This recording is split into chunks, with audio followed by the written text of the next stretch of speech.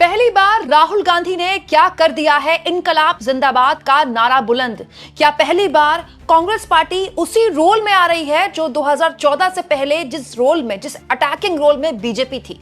क्या इस बार कांग्रेस पार्टी ने, राहुल गांधी ने ये तय कर लिया है कि किसी भी हाल में वो बीजेपी के प्रेशर में नहीं आने वाले हैं और अब लड़ाई आर पार की होगी? पिछले 12 सालों में इस तरह के तेवर, इस तरह के कलेवर दोस्तों कांग्रेस पार्टी की तरफ से देखने को नहीं मिले हैं, जो पिछले 24 घंटे या फिर कह दें कि आधी रात से देखने को मिल रहे हैं। और यकीन जानिए कि अगर ये तेवर ऐसे ही कांग्रेस पार्टी आगे इख्तियार रखती है तो कांग्रेस पार्टी के अंदर और देश की राजनीति में एक बहुत बड़ा चेंज हो सकता है।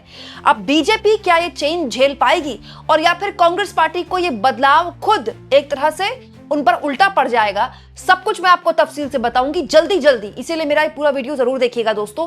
कल मैंने आपको इस वीडियो के जरिए बताया था कि एआई समिट जो हो रहा है भारत में, दिल्ली के भारत मंडपम में, उसमें अचानक से यूथ कांग्रेस के कुछ कार्यकर्ता घुस गए। पीएम इज कॉम्प्रोमाइज उनके टी शर्ट में लिखा था। टी शर्ट उतार कर अर्धनंग होकर उन्होंने प्रदर्शन करना शुरू कर दिया। जैसे यूथ कांग्रेस की तरफ से इन कार्यकर्ताओं की वीडियो आई दोस्तों, पूरी की पूरी मीडिया अटैकिंग मोड में आ गई, पूरी की पूरी बीजेपी अटैकिंग मोड में आ गई। उसके सारे मंत्री, सारे मुख्यमंत्री, सारे प्रवक्ता, मतलब प्रधानमंत्री को छोड़कर पूरी बीजेपी कांग्रेस पार्टी के लिए मतलब एक तरह से अटैकिंग मोड में आ गई कि देखिए देश को बदनाम कर रहे हैं दोस्तों। इनफैक्ट वो लोग जो ना तो बीजेपी के ना कांग्रेस के कुछ कवि हैं, आप जानते हैं, उन्होंने भी इस मामले में कांग्रेस पार्टी की आलोचना करनी शुरू कर दी कि भाई यही जगह मिली थी प्रोटेस्ट के लिए। दोस्तों कांग्रेस पार्टी भारी दबाव में थी, लेकिन जैसा कि उम्मीद थी वैसा कांग्रेस पार्टी ने बिल्कुल भी नहीं किया।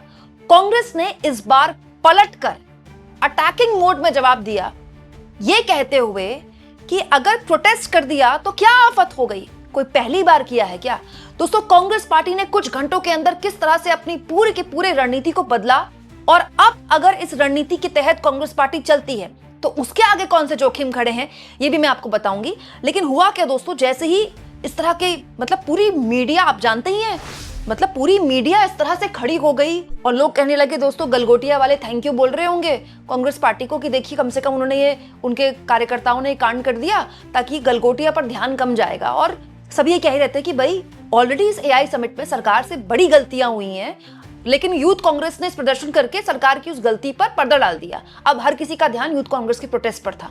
लेकिन दोस्तों कांग्रेस पार्टी ने रणनीति बनाई कि इस बार वो प्रेशर में नहीं आएगी।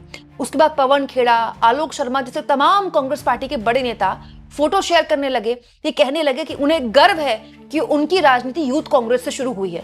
उसके बाद दोस्तों जितने भी बड़े नेता हैं कांग्रेस पार्टी के, चाहे वो सुप्रिया सुनेत हों, जितने भी कांग्रेस पार्टी के अलग अलग राज्यों के नेता हैं, उन्होंने खुलकर इसको सपोर्ट करना शुरू कर दिया कि क्या पहली बार प्रोटेस्ट हो रहा है। और उसके बाद सोशल मीडिया में अलग अलग तरह की फोटोज शेयर होने लगी।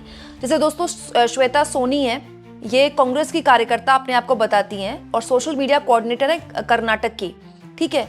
इन्होंने दोस्तों ये फोटो शेयर की है। ये कॉमनवेल्थ गेम जब भारत में हुए थे ना 2010 में, आपको याद होगा मनमोहन सिंह की सरकार थी, यही मीडिया जो आज पूरी सरकार के पलक पावड़े बिछाए उनके आगे नतमस्तक रहती है। दोस्तों इस मीडिया ने सरकार की हालत खराब कर दी थी। यहाँ से पानी चू रहा है, यहाँ सड़क खराब है, जो कि सही है, ऐसा ही होना चाहिए। कॉमनवेल्थ गेम शुरू होने के कुछ घंटे पहले डॉक्टर मनमोहन सिंह को बकायदा मीडिया को कहना पड़ा था अनऑफिशियली कि बस बहुत हुआ। अब टीम्स आ चुकी थी, विदेशी टीम्स दिल्ली में, उसके बावजूद भी पूरी मीडिया का ध्यान यही था, यहाँ से छत चू रही है, यहाँ से पानी चू रहा है, तब नहीं होता देश का नुकसान।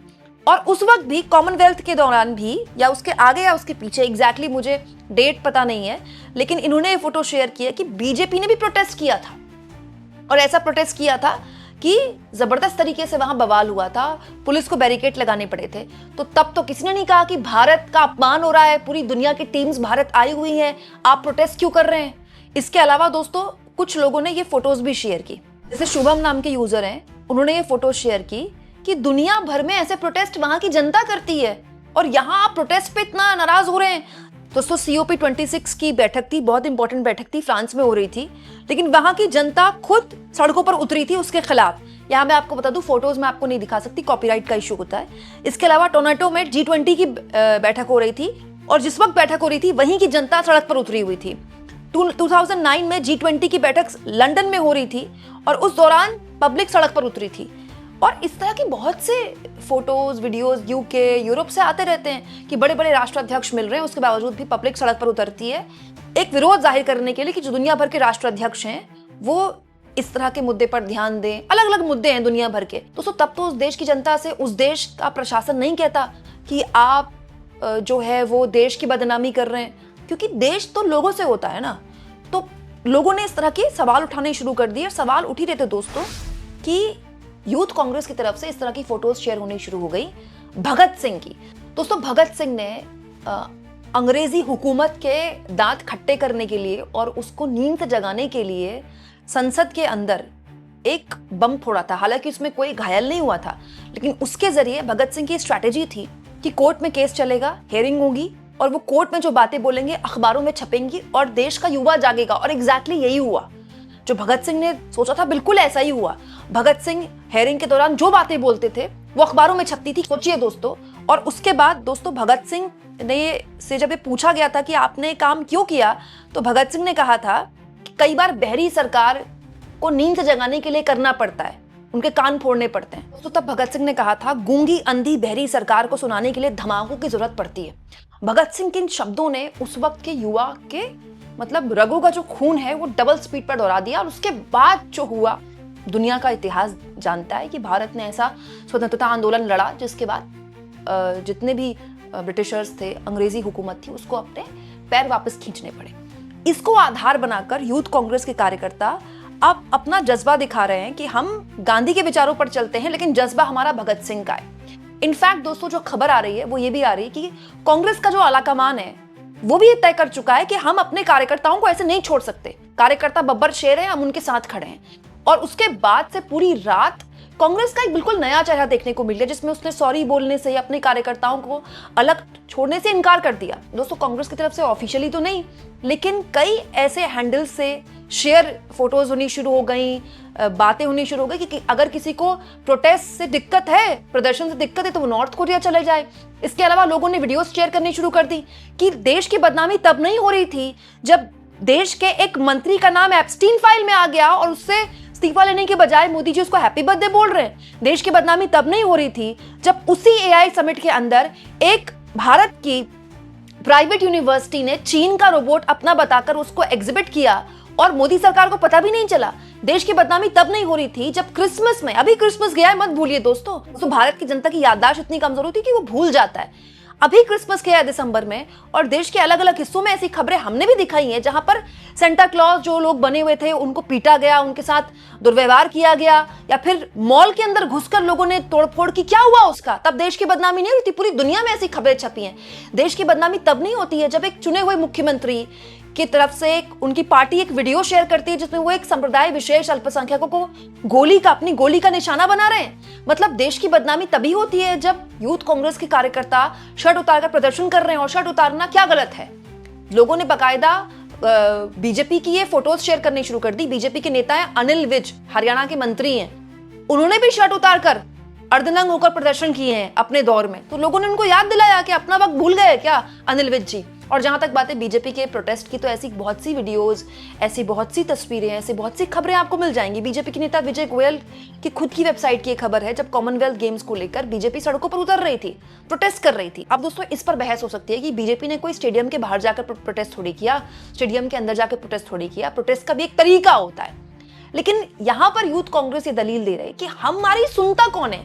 हमसे कहा जा रहा है कि जंतर मंतर में प्रोटेस्ट करो, लेकिन हमने जंतर मंतर में प्रोटेस्ट किया है, कितने लोगों ने देखा? ये बात सही है दोस्तों कि मैंने अपनी चैनल में वो खबर बनाई थी जंतर मंतर वाली, लेकिन कुछ यूट्यूब चैनल्स भी मुश्किल से इस तरह की खबरें नहीं चलाते क्योंकि सबको व्यूज चाहिए होते हैं। मैं तो खैर प्रमुखता से हर खबर चलाती हूँ, चाहे जो भी खबर जो आपको जाननी जरूरी हो। मैं व्यूज के चक्कर में नहीं रहती है, ना ही मुझे व्यूज का लालच है। लेकिन जंतर मंतर में प्रोटेस्ट किया था यूथ कांग्रेस ने, तब मीडिया की फुटेज मिली, तब किसी ने इस पर ध्यान दिया। यूथ कांग्रेस दोस्तों अलग अलग मुद्दे पर लगातार सड़कों पर है। वोट चोरी के मामले को लेकर भी है, कोई मीडिया फुटेज मिली, कहीं उसको कोई सुर्खियां मिली, चैनल्स के फटाफट खबरों में भी नहीं चलती है खबर। लेकिन ये पहली बार है कि यूथ कांग्रेस ने कुछ किया है जिसको लेकर कांग्रेस पार्टी अनकंफर्टेबल हो सकती थी। बीजेपी उसको दबाव में ले रही थी, उसकी पूरी मीडिया दबाव में ले रही थी।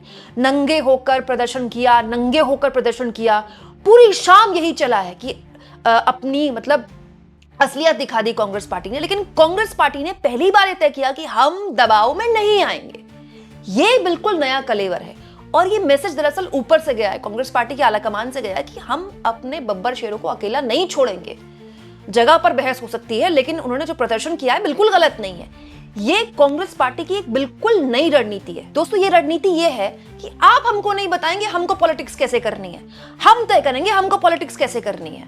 आप अपना नैरेटिव बनाइए, अपना नैरेटिव बनाते हैं, उस नैरेटिव की जंग में जो जीतेगा वो बाद में तय करेंगे, लेकिन आप हमको नहीं बताएंगे कि यहां प्रोटेस्ट करना है और यहां नहीं करना है। तो बाकायदा यूथ कांग्रेस का कहना है कि जब अमेरिका के राष्ट्रपति हर दिन कहते हैं कि उनकी वजह से ही सीज फायर हुई, खुले मंच पे पाकिस्तान के प्रधानमंत्री के सामने वो ये बात बोलते हैं और भारत को अपमानित करते हैं, तब देश की बदनामी नहीं होती है। तब देश की बदनामी नहीं होती है जब देश की बेटियां जंतर मंतर पर बैठकर खुद के साथ वे यौन शोषण के खिलाफ आवाज उठाती हैं, लेकिन भारत सरकार और भारत की मीडिया उन पर चूं तक नहीं बोलती है।